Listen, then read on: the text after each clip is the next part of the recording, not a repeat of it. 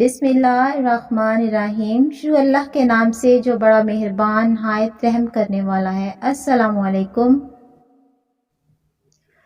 حضرت سلمان فارسی رضی اللہ تعالیٰ عنہ مشہور صحابی رسول ہیں۔ ایک روز آپ کہیں جا رہے تھے، آپ کا ایک مہمان بھی آپ کے ساتھ تھا۔ راستے میں ایک جنگل سے گزر ہوا، وہاں پرندے اور ہرن تھے۔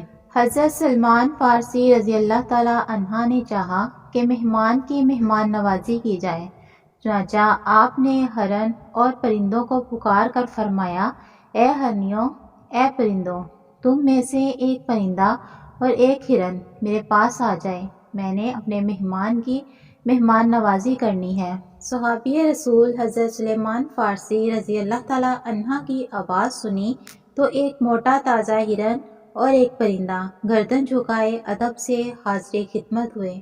یہ منظر دیکھ کر وہ شخص بڑا حیران ہوا اور تعجب کی وجہ سے اس کی زبان سے بے ساختہ نکلا، سبحان اللہ۔ حضرت سلمان فارسی رضی اللہ تعالیٰ عنہ نے فرمایا، کیا تمہیں حیرانی ہو رہی ہے؟ کیا تم نے کوئی ایسا بندہ دیکھا ہے کہ جو اپنے رب کی اطاعت کرتا ہو، مگر یہ چیزیں جو انسان کی خدمت کے لیے ہی بنی ہیں، یہ اس کی اطاعت نہ کریں؟